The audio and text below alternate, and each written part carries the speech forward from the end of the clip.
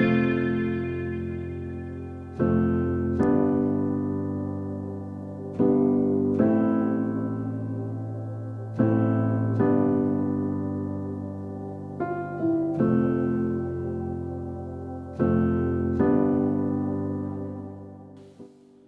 vous dis shalom aujourd'hui, une façon de vous saluer et vous souhaiter la paix du Seigneur.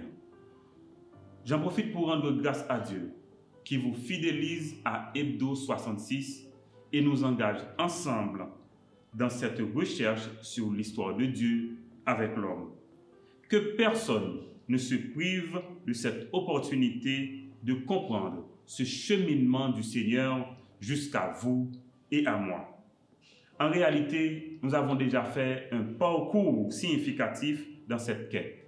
Cependant, il est encore temps que toi, personnellement, tu t'impliques et t'embarques dans cette aventure qui te concerne dans un sens ou dans un autre. Voilà. La dernière leçon, vous vous rappelez, Hebdo 10, concernait l'institution de la monarchie en Israël, pour comprendre comment Dieu planifie de donner stabilité à son peuple dans la mesure où, dans l'humilité, ce dernier fait confiance à Dieu et lui obéit. Aujourd'hui, nous allons voir un roi, l'homme selon le cœur de Dieu, le choix de Dieu pour diriger son peuple et l'emmener à la gloire. Car, faisant confiance à Dieu, David, malgré ses erreurs, conduit le peuple d'Israël au sommet du monde. Ce qui confirme la parole de Dieu en Deutéronome quand Moïse avait déclaré « Si tu obéis au commandement du Seigneur, tu seras le peuple le plus considéré sur la terre. » Donc, le règne de David a vraiment canalisé l'histoire d'Israël vers le règne éternel de Jésus-Christ. La postérité d'Abraham, le digne héritier du trône de David, le Fils de Dieu, le prince héritier de Dieu dont la justice et la prospérité seront des règles de son règne.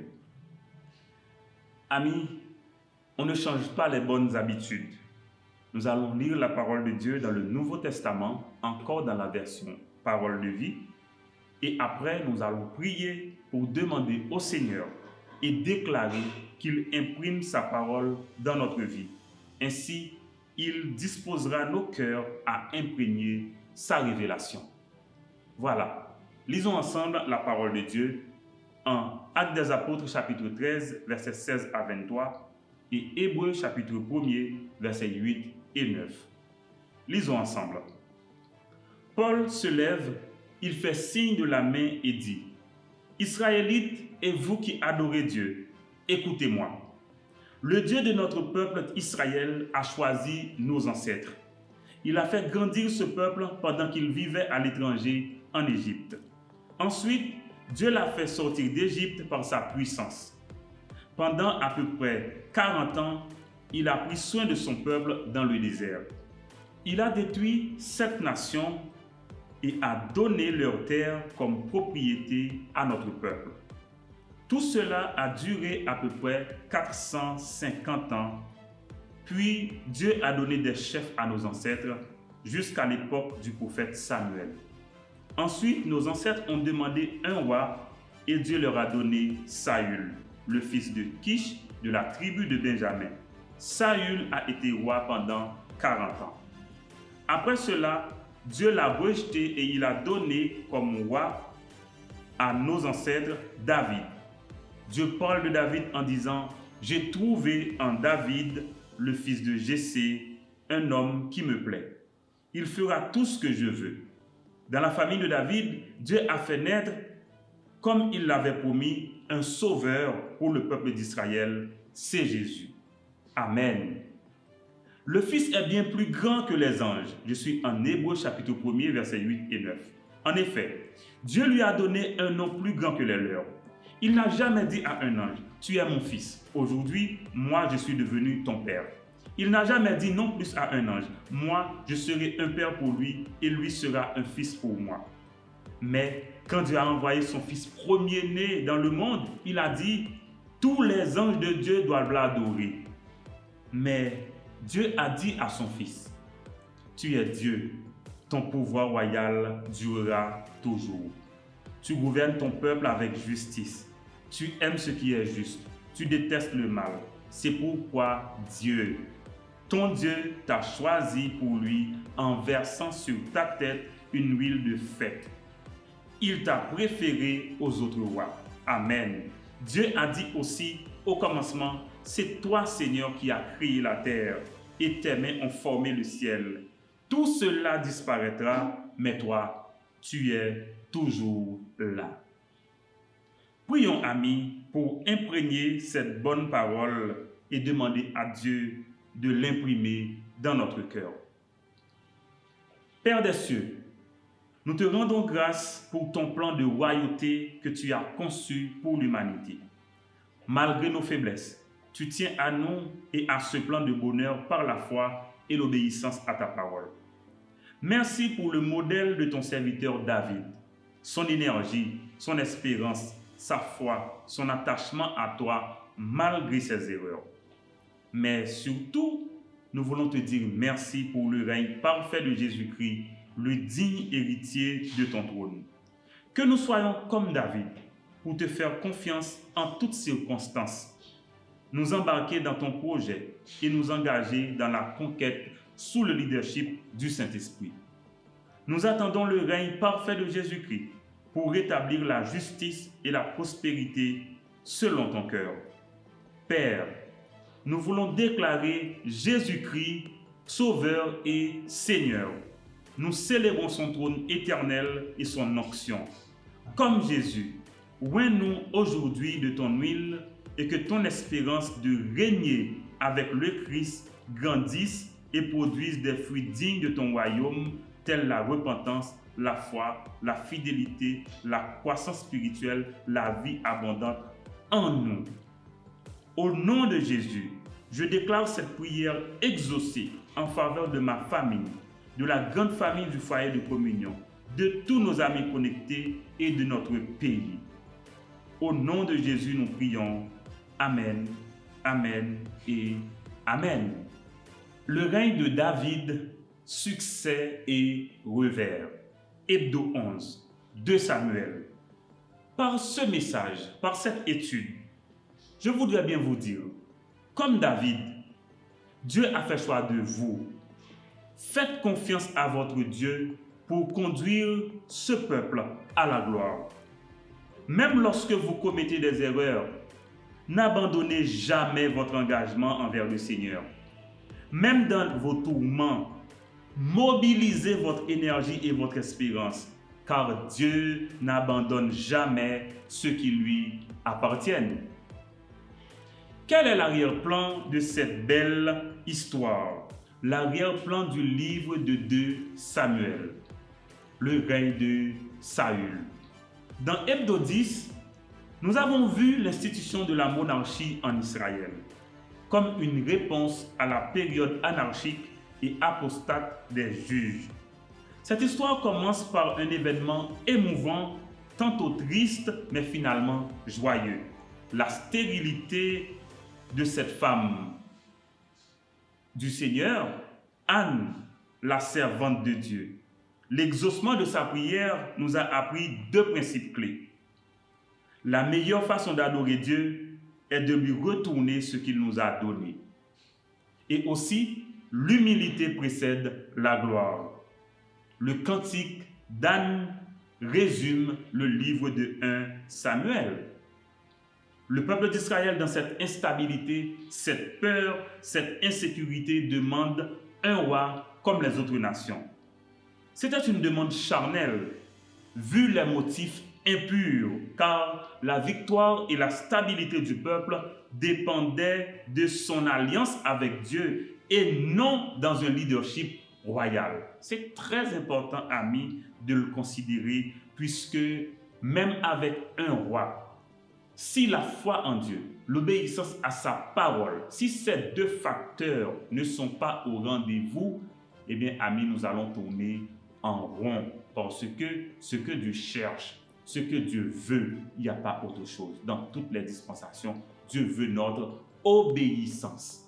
Et c'est pourquoi il a dit à Saül, l'obéissance vaut mieux que le sacrifice.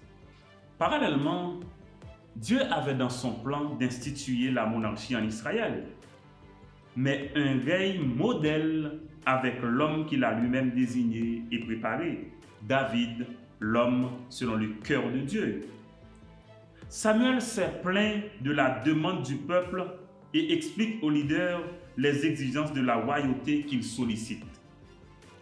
Dieu dit à Samuel de faire comme le demande, comme le veut le peuple. Oindre Saül, le premier roi d'Israël. Dieu voit dans cette demande un rejet de la théocratie qu'il a voulu pour l'État-nation d'Israël. Dans sa volonté permissive, il autorise l'onction et l'installation de Saül, premier roi d'Israël, mais, amis, notez bien, sans compromission, sans transaction sur les principes établis. C'est très important. Oui, Dieu fait établir Saül, premier roi d'Israël. Mais écoutez, Dieu n'autorisera pas à Saül de faire n'importe quoi. C'est extrêmement important. Dieu ne va pas négocier la foi en lui et l'obéissance à sa parole.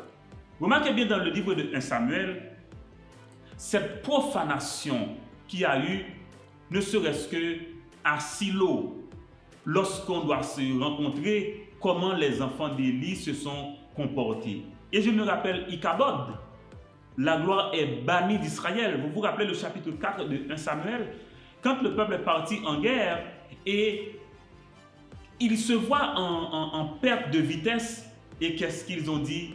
C'est comme le mysticisme, ils pensent qu'ils peuvent juste retourner chercher le coffre de l'Alliance parce que selon le peuple, le coffre avait un pouvoir magique. Amis, ça ne va pas fonctionner comme ça. Dieu a des symboles.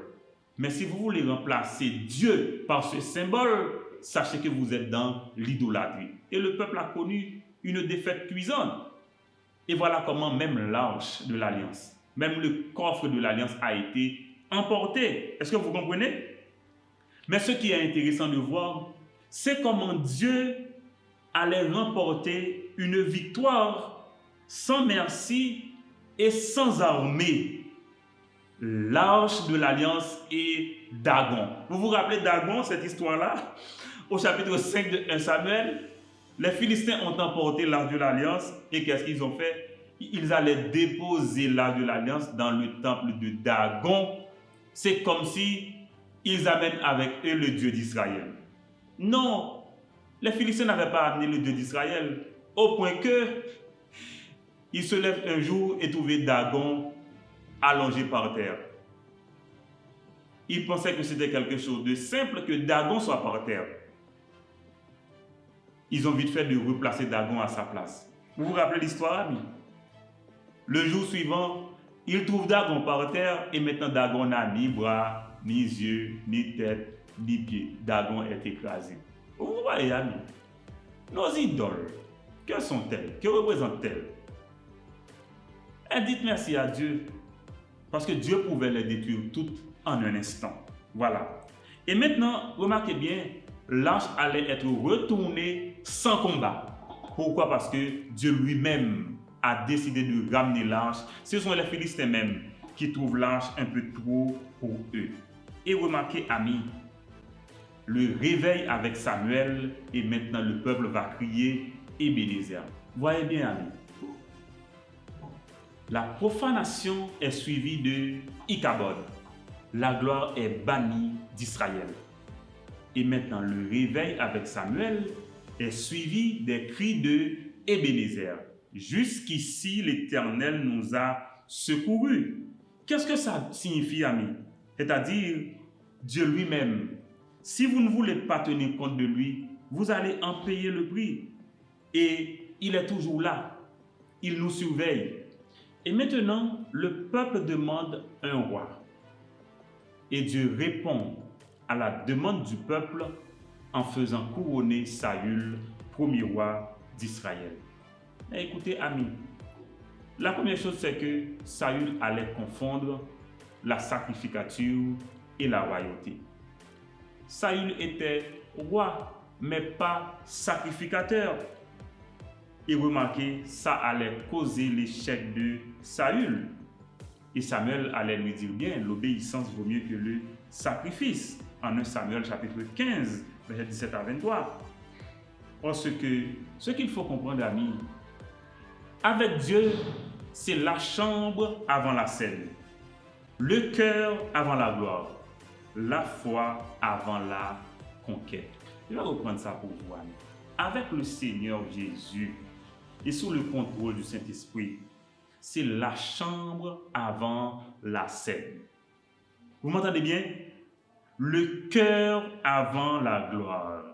Et enfin, la foi avant la conquête. La conquête se fera au nom de Jésus. Et au nom de Jésus signifie que nous comptons sur Jésus. Nous comptons sur le Seigneur. Mais maintenant, une autre question. À quoi sert notre énergie comme croyant, comme enfant de Dieu? Amis, je vais vous dire, inutile de combattre David. L'ennemi, ce n'est pas toujours les autres, comme Jean-Paul Sartre le fait croire et qu'on interprète certaines fois à tort. En général, son mal est dans son cœur. Écoutez bien ce que je vous dis. Son mal est dans son cœur. Saül a voulu détruire David. Mais pourquoi? Mais pourquoi? Et même aujourd'hui. Identifions donc l'ennemi. Qui est l'ennemi? Oh, moi? Toi? Ah non, ami. Si vous confondez l'ennemi, à ce moment-là, vous n'êtes plus dans la bataille. Ok? Et voilà comment Saül meurt dans la honte. Qu'est-ce que ça veut dire? Vous imaginez Saül pratiquer la nécromancie, c'est-à-dire le fait d'invoquer des morts, l'idolâtrie. Eh bien, il allait connaître une dernière défaite. Une dernière défaite. Amis, l'idolâtrie est suivie de la défaite. Et voilà comment Saül, dans cette guerre-là contre les Philistins, allait se donner la mort. Amis, cette fin est triste. Mais maintenant, voyons David maintenant. Ses succès, ses revers aussi. Remarquez bien. Nous allons considérer 3 événements majeurs antérieurs au règne de David. D'abord, le choix de David comme roi d'Israël en 1 Samuel chapitre 13. Vous vous rappelez comment Dieu a fait choix de lui? Dans ces conditions d'humilité, Dieu a fait choix de David comme roi d'Israël à la place de Saül. Parce que Samuel se plaignait du comportement de Saül. Et Dieu a dit à Samuel, arrête tes complaintes. Saül est rejeté. Va chez Isaïe et tu vas oindre le roi qui sera placé sur le trône d'Israël. Voilà comment David allait être choisi.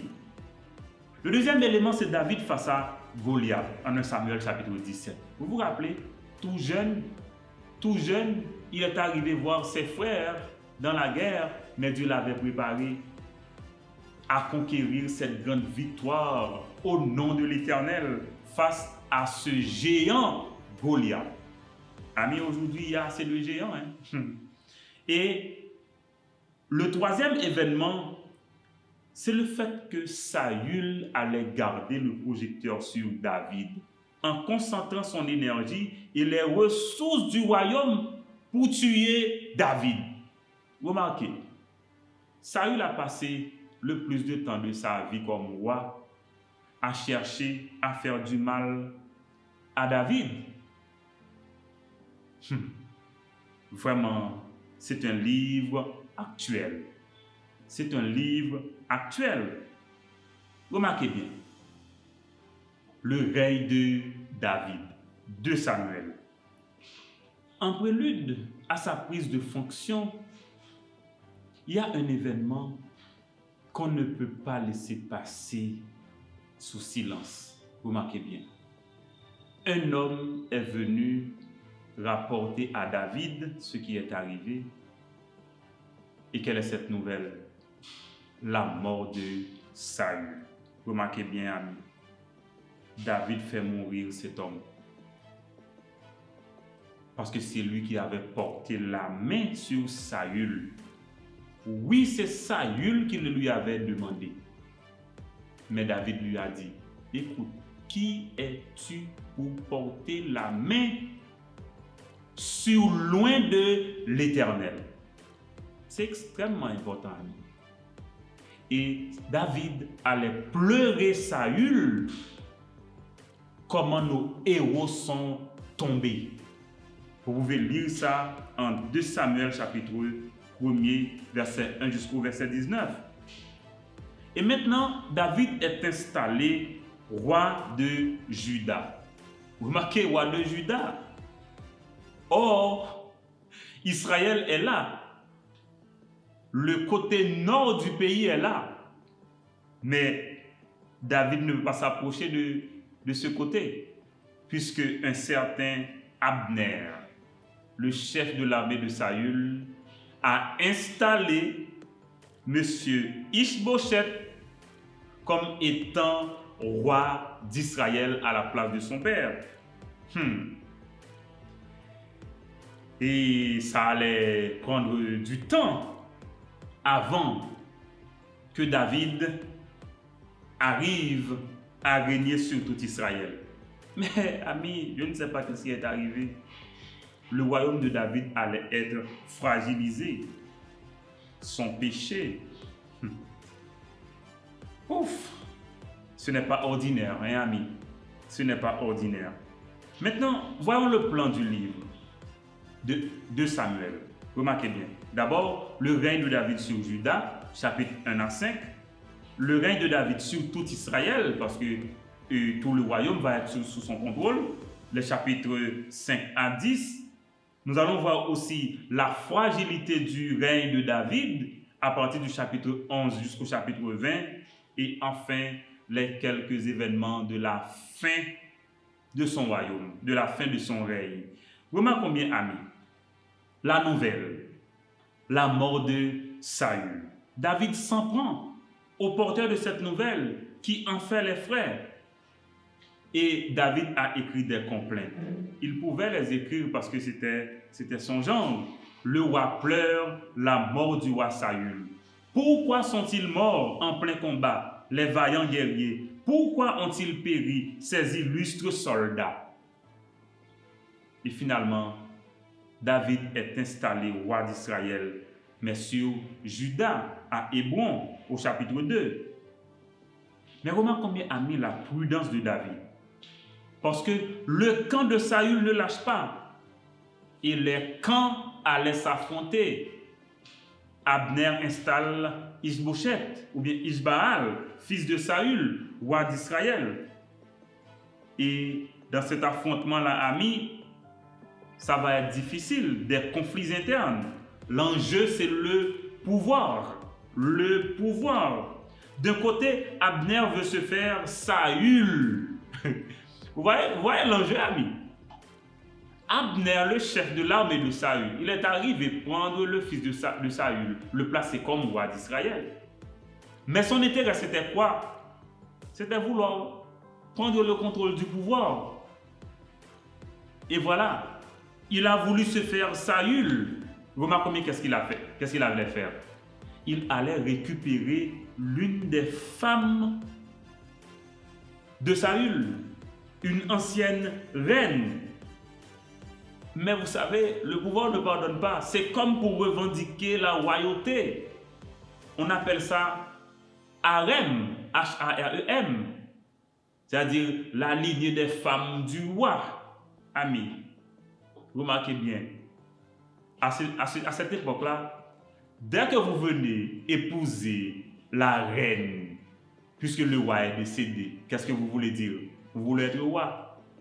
Eh bien, Ish-Bosheth a vu dans cette décision d'Abner une menace. Et il en parle à Abner. Remarquez bien, amis, vous allez voir comment Abner est astucieux.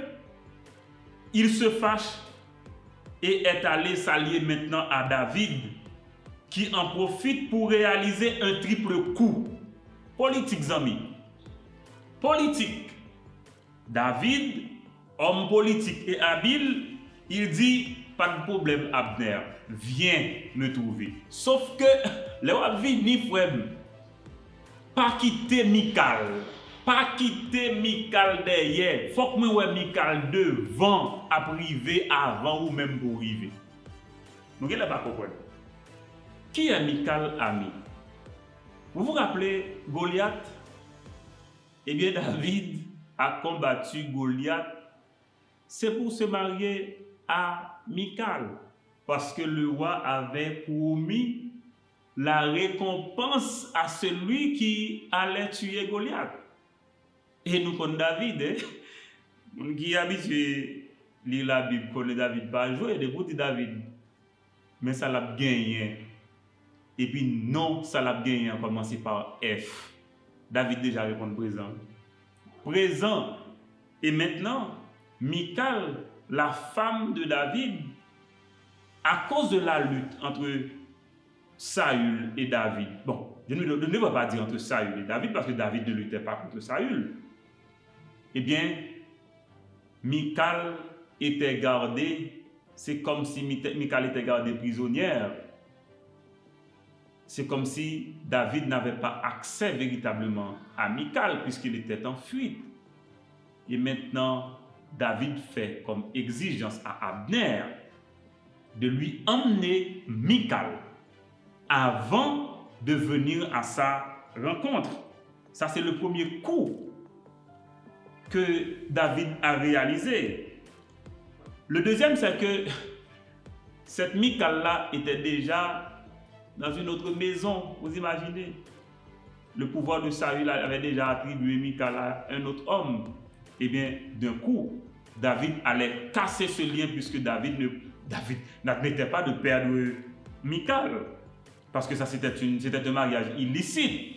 C'était sa femme, c'était la femme de David. Et le troisième coup, c'est que David allait en profiter pour étendre son royaume. Il avait le contrôle de Juda. Maintenant, il va pouvoir diriger aussi Israël. Est-ce que vous comprenez? Il va faire des alliances. Mais rappelez-vous, ami, Abner, c'est un bon opportuniste. Il va jouer toutes ses cartes. C'est lui qui va faire maintenant le marketing royal pour David. David, homme politique, il ne voit pas de mal en cela. Mais je vais vous dire, amis, je vais vous citer un nom. Ce nom, c'est Joab. Qui est Joab? Le chef de l'armée de David. Ami, Joab n'a pas joué du tout, non? Joab arrive de la guerre et il apprend le passage d'Abner chez le roi. Joab dit, c'est pas ça. Joab est allé vite rencontrer le roi. Il va reprendre le roi et il va passer à l'action. Il va dire à David, mais attendez, qui est-ce qu'on recevoir dans le royaume, non? Abner? Pour qui ça? Ou pas songer là, Abner se touiller, moun pour nous, au point que lui tuer frère non? Et puis moi-même, qui servi ou là pour un cœur pour prendre Abner avec vous? Ça ne peut pas passer. Ami, David pardonne, mais Joab ne pardonne pas. Joab ne pardonne pas. Il ne pardonne pas à Abner d'avoir tué son frère. L'homme aux abords du pouvoir, c'est ce qu'on dit en Haïti. C'est-à-dire la vendetta, la vengeance et la sanction pédagogique. Joab se venge d'Abner. Et David allait se déclarer innocent. Et le peuple est d'accord avec David. Mais attention, amis, attention. Remarquez ce que Abner a fait. Abner, effectivement, est venu parler à David, mais David, politiquement, trouve que c'est une bonne chose parce qu'il allait faciliter une alliance entre Juda et Israël pour que David puisse régner sur les deux parties. Joab pas d'accord ça, non? Joab suivre Abner.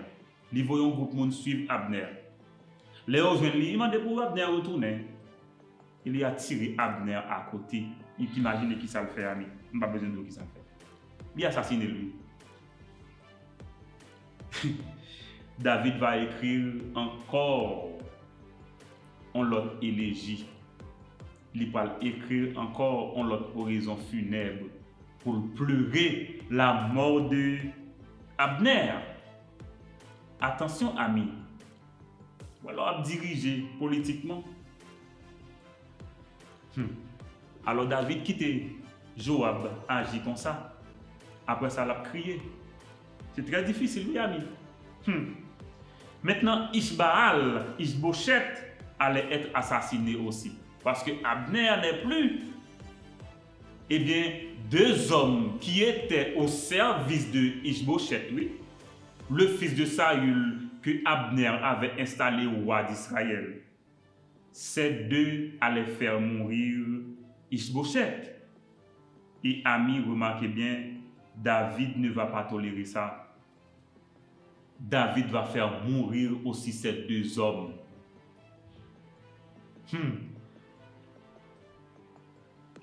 Par contre, il y a autant de l'ennemi où on a tombé, comment on réagit par rapport à ça. Mais pour David, vous savez, c'était différent. Pour David, c'était différent. Et cette lutte-là n'était pas nécessaire.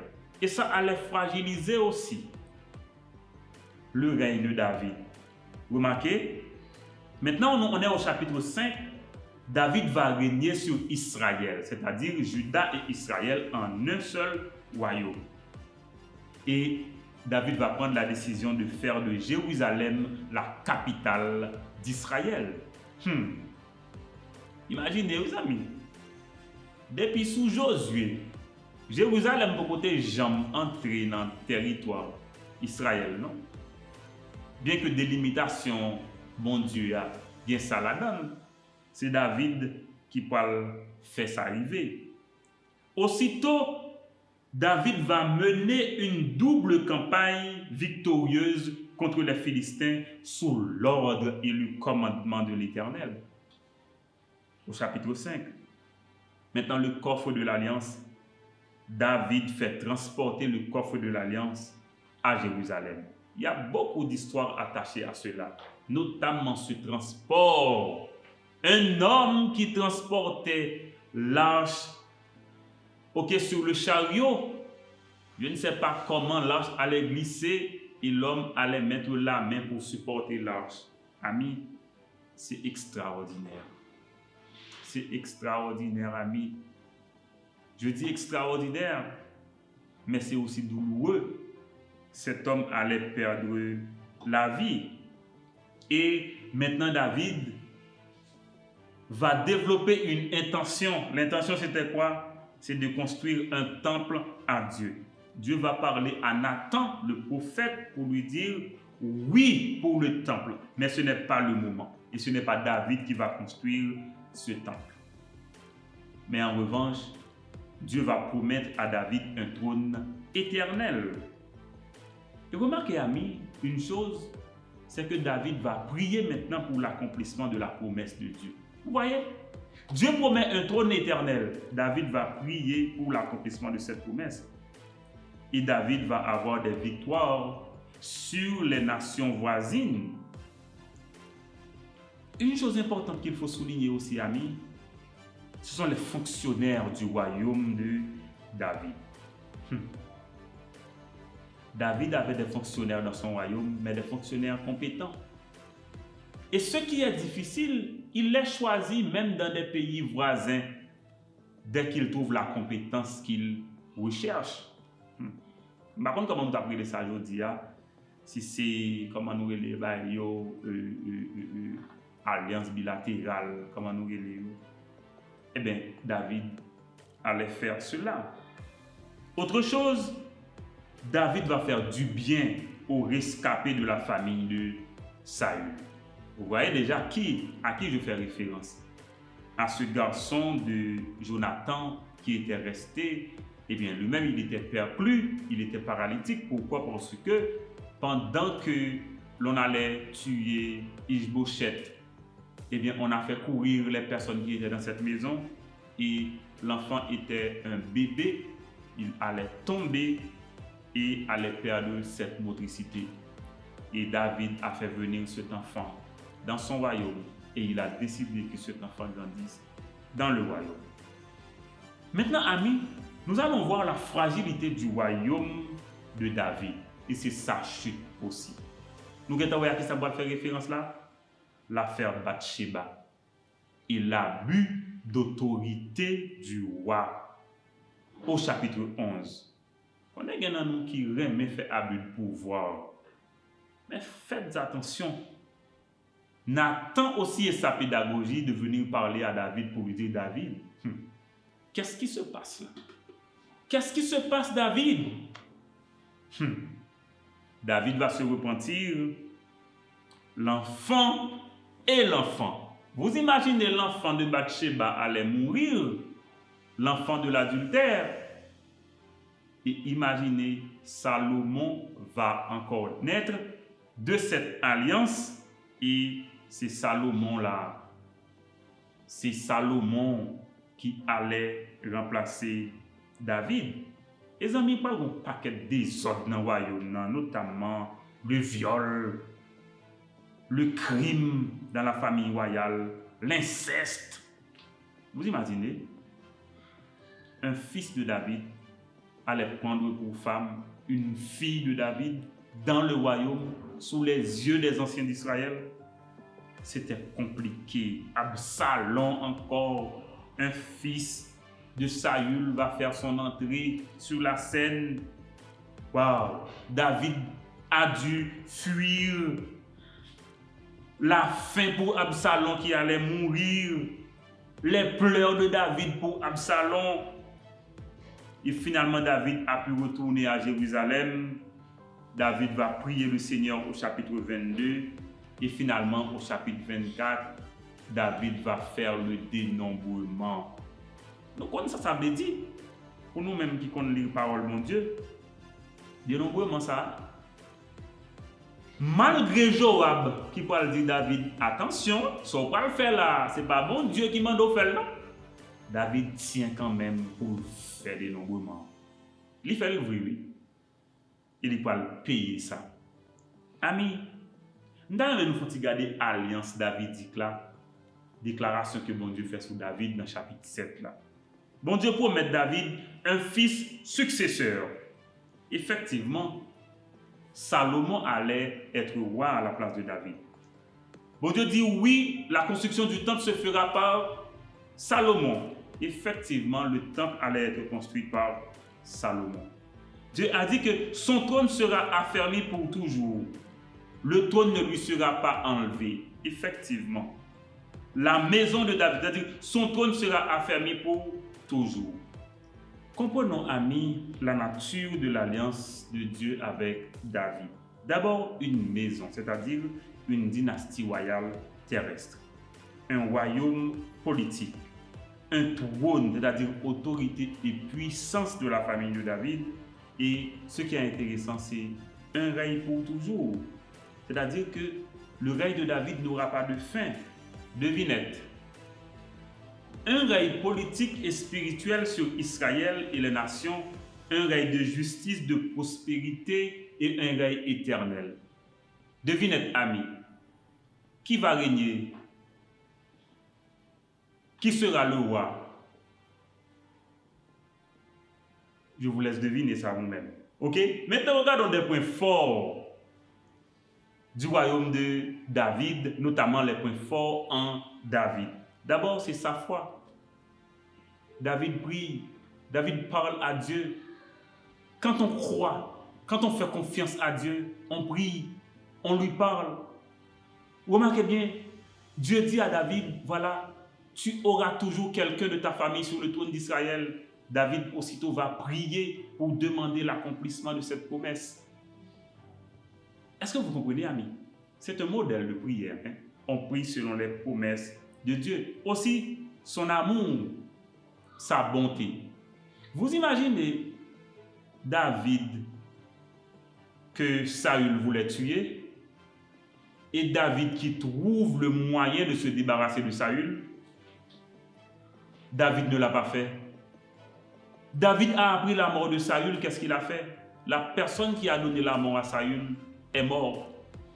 Parce que ce que David voulait, ce n'était pas la mort de Saül. Sa bonté aussi. Vous voyez David qui va faire du bien aux rescapés de la famille de Saül. Et aussi a mis sa soumission à la parole de Dieu. Dieu dit et David obéit.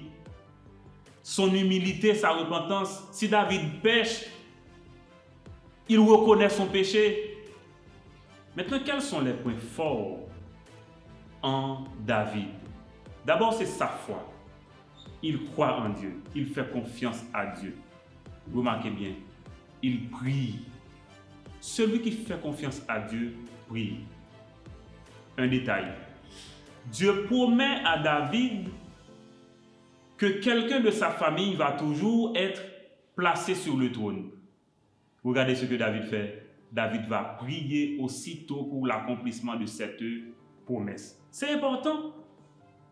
Si vous faites confiance à Dieu, vous allez prier. Deuxièmement, son amour, sa bonté. Imaginez, ami David, Saül cherche à tuer David. Et David trouve le moyen de se débarrasser de Saül. Il ne l'a pas fait. Il ne va pas porter sa main contre eux sur loin de l'Éternel. Et David apprend la mort de Saül. Il fait mourir le porteur de cette nouvelle. Parce que pour lui, Saül n'était pas un ennemi. Est-ce que vous comprenez? Regardez bien son amour et sa bonté. Mais autre chose, sa soumission. Sa soumission, sa repentance, son humilité. Dès que David pêche, il apprend qu'il a péché, il reconnaît son péché. David pas jamais glorifié péché. Comme si vous entendez mon affaire là, mon affaire là qui mal là, il pas peur là exposer mal lui. Et la glorifier de ça. Ami m'a dit un bagay. Bon Dieu dit malheur à monde qui ouais mal qui relève bien. Il dit malheur sur cela. Faites attention. Parce que la Bible dit Dieu fait grâce aux humbles. Dieu fait grâce aux humbles. Maintenant, voyons quelques points faibles en David, comme roi bien entendu. Premièrement, c'est Joab. Je ne comprends pas comment David fait quitter Joab en toute liberté pour le bailler dans mort. Et après, David a écrit la plainte. Et au final, il dit, moi innocent, oui. Joab, c'est vous qui avez porté la mort ça sous tête. Mais non, David, c'est toi le roi. Non, c'est toi le roi. Deuxièmement, son adultère. David va céder à la tentation. Mes amis, pour Jean-David est un bon conseiller, tout ça l'a fait de bons conseillers là pour aider lui. Son bagage extraordinaire au point que même des étrangers font partie des conseillers de David. Comment se fait-il que le poil tombe dans ça? Il va demander même un conseil. Les fin fait adultère là, il va faire mourir Uri, le mari de Bathsheba, il va même demander un conseil. Waouh! Garde pouvoir avec famille David. Ça va passer comme ça. Au point que petit David parle en relation avec petit lui. Inceste. Au point que yon l'autre encore tué l'autre. Waouh! Au final, c'est yon qui va faire David courir en fuite, Absalom. C'est grave. Et pour couronner le tout, c'est comme si le coup fatal, c'est le dénombrement. Malgré la réprimande de Joab, ou sûr c'est ça pour faire, l'ordre du roi était sévère. La parole de Dieu dit, au final, David a fait le dénombrement du peuple et la pagaille allait s'en suivre. Maintenant, on regarde quelques actualités dans le livre ça. D'abord, amis, en situation de conflit, toujours une possibilité pour les gens capables de mettre en avant, comme s'il y a montré une alternative pour être capable de prendre place. Je voulais parler du messager porteur de la nouvelle de la mort de Saül, qui espérait croire en s'attribuant la mort de Saül. Il pensait David pour le richesse, pour le gloire. À l'inverse, ami, ce messager a été mis en pièces. Aussi, quand Absalom, le fils de David qui a fait fuir le roi, est tombé dans cette guerre-là en face de Joab, eh bien des messagers viennent apporter la nouvelle à David. Joab dit, attention, attention, on connaît monsieur ça. Et David allait pleurer comme un enfant la mort de son fils. Mais je comprends, David n'a pas seulement pleuré la mort de son fils, mais il a pleuré aussi l'échec de la famille. Comment ça, tout ça dans une famille? Et remarquez, tout de suite, le laps de temps entre le moment de son onction et son installation. Remarquez bien, il y a des gens qui veulent tout bagaille fait aussi rapide, comme si c'est un, deux tout bagaille fait. Mais regardez, David est couronné roi d'Israël en 1 Samuel chapitre 16. Regardez jusqu'il est royaume dans ville effectif. Ça prend un temps pour que lui capable de venir dans le royaume. Autrement dit, David fait confiance à Dieu jusqu'au bout. Et puis, l'autre principe encore que moi apprendre dans le livre, ça, c'est oser le respect. Même pour Saül, un ennemi, ah oui, il faut respecter les autres amis. Il faut respecter les autres. Et puis, aux abords du pouvoir. Waouh, la complexité du pouvoir politique. Les hommes aux abords du pouvoir. Des fois, ils ont un paquet de conflits à régler, ou même comme responsable, même au courant. Il faut qu'on ferme. Et autre chose, c'est l'inimitié entre Dieu et le péché. Ami, personne n'est à l'abri. Personne n'est à l'abri. N'importe monde comme petit bon Dieu, ou décider de vivre dans le péché, ou à well. Allemand de David. David commet des bêtises. Même principe là, amis. Mais ne se défend pas.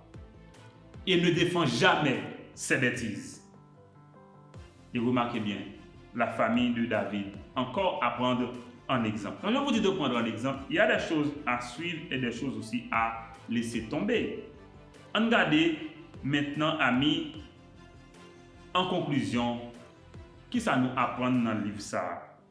D'abord sur bon Dieu lui-même, le Dieu de David.